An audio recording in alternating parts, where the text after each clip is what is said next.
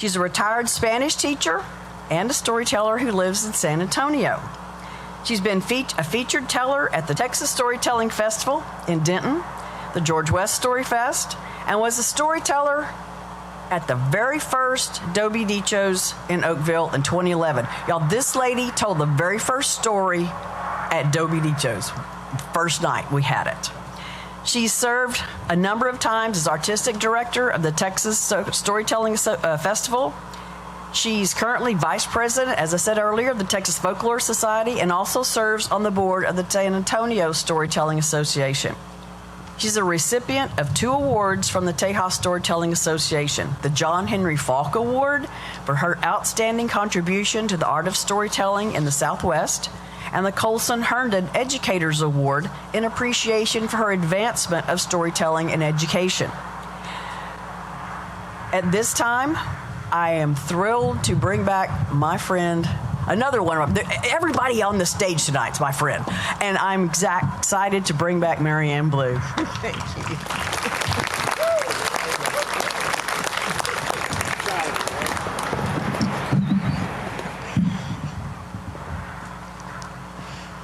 It's a beautiful night for stories and reminiscing about J. Frank Dobie. In the introduction, Coyote and Man, from the voice of the coyote, J. Frank Dobie shared this. In the year 1921, I began setting down some things I heard about Senor Coyote and making notes on his record in print. But a full quarter of a century before that, while I was listening to the crickets behind the baseboards against the rock walls of our ranch home in Live Oak County, Texas, and to my mother's sweet voice, the coyote was talking to me. I did not know at the time he was talking to me, but he was. As I have gone along with the tales and the natural history, I have come to the conclusion that nobody can understand either without the knowledge of the other. Dobie goes on later in the book to pose this question.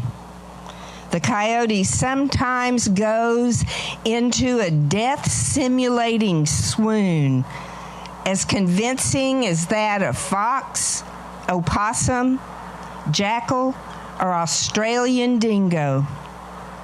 Does the coyote also sometimes plan his act? Well, let's see what some of the stories Dobie gathered in Mexico have to say. This first story comes from a priest in the state of Chihuahua.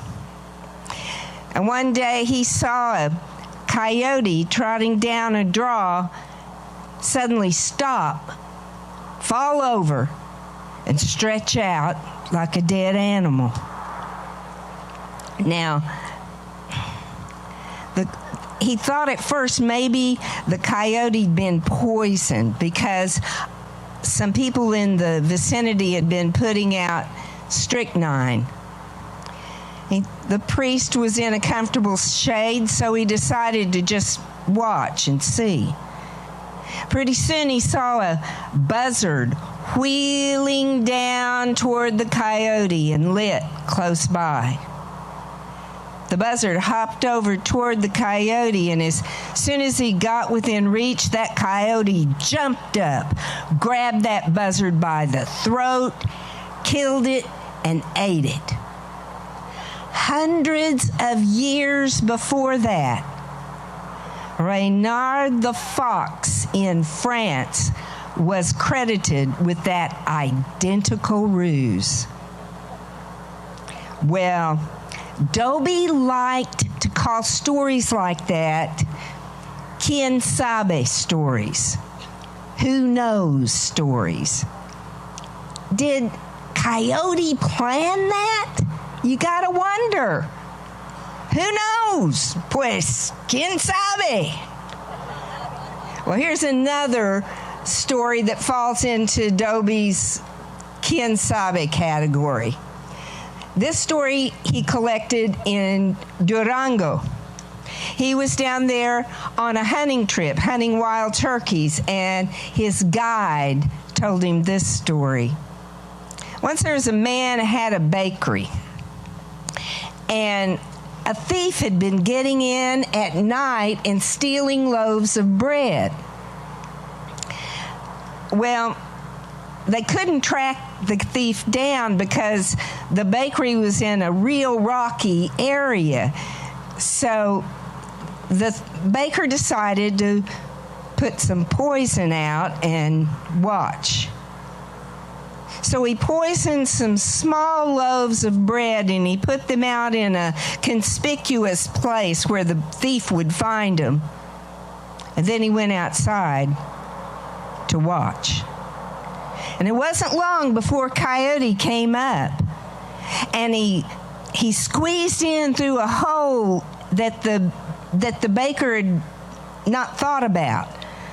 Well, the baker plugged up that hole to keep the thief from getting out. And now he figured that come morning, that coyote would be well herbed, strychnined. Sure enough, at first light, the baker went over and he looked in the window. And sure enough, there was that coyote stretched out and swollen amid pieces of bread. So the baker went in and he tossed the carcass out into the street, and he started sweeping up the bakery, and then he noticed those poisoned loaves had not been touched. Coyote had only eaten the good, fresh-baked bread. He ran out into the street to take another look at that coyote, but that coyote was gone, running down the arroyo. Did he plan that? Who knows, pues? ¿Quién sabe? This last story is a folk tale that Dobie collected. Well, Senor Coyote decided he was going to go hunting for buffaloes. He was gone about 5 days and he hadn't seen a single buffalo. Sin ver ninguno.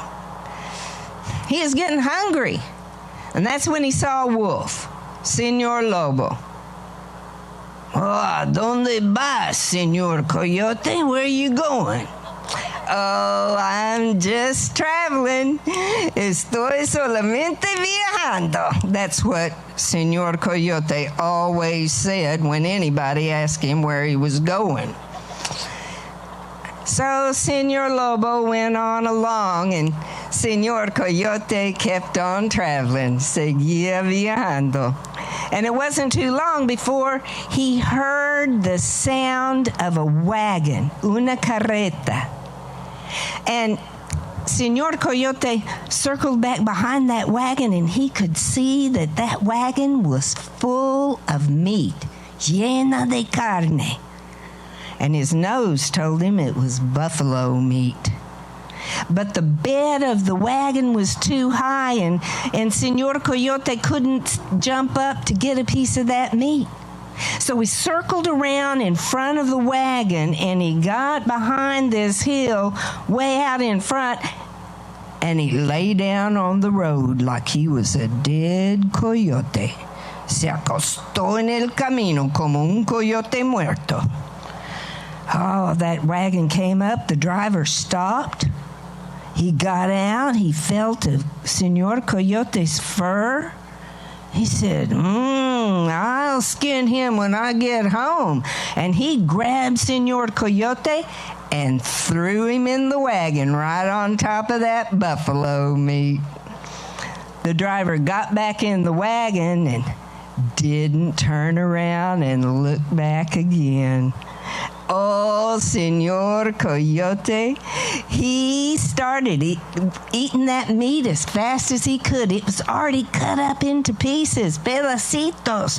He could just eat real quietly until he was stuffed.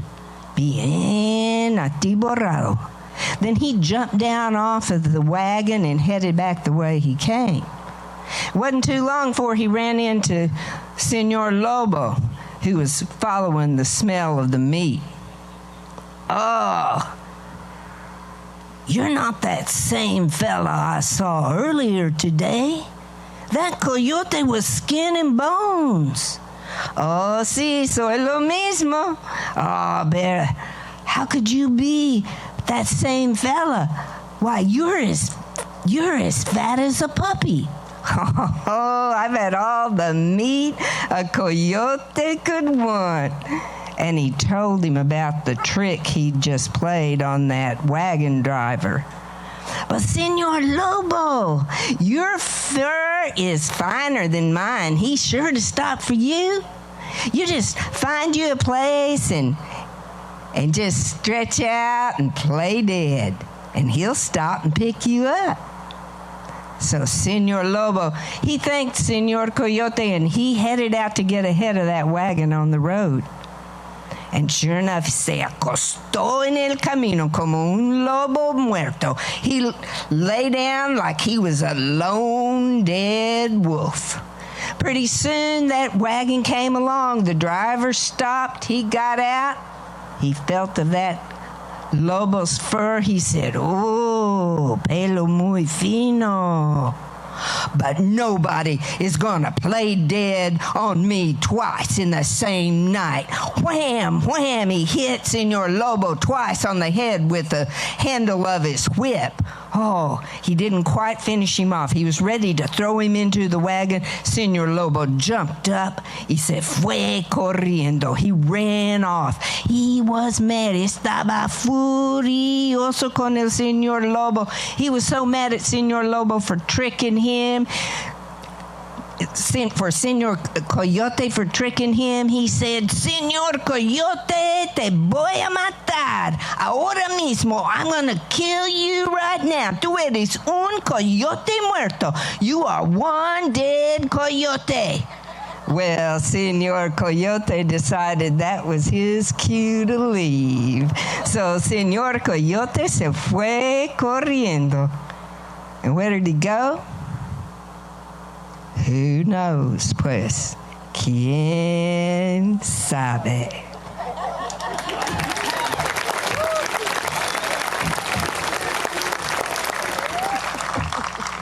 Isn't she great? Okay, so Marianne, were you surprised to read that Dobie said the story of the coyote playing dead to trick the buzzard is identical to a Reynard the Fox story hundreds of years old from France? Well, I was a little surprised right at first, but then I started thinking about it, and I started thinking about all the trickster stories that are told all over the world. The rabbit trickster stories that are told here as Brer Rabbit stories, the African storytellers brought those stories to this part of the world, and they became the Brer Rabbit stories, or they became the Tio Conejo stories in Spanish-speaking America. And Gail Ross, who's a Cherokee storyteller who's told here at Storyfest, she would tell you that the Cherokee rabbit trickster was already here to welcome the African rabbit trickster when they got here. I guess that's another quien sabe, right? Right. But the coyote stories and the coyote stories that the Native American tribes tell, those are they're teaching stories. They teach us how not to behave because nobody wants to be like Coyote. But those stories are also considered sacred, and they belong to those tribes that tell them and shouldn't be told without specific permission. But The Senor Coyote stories are a different matter. Senor Coyote, he roams around.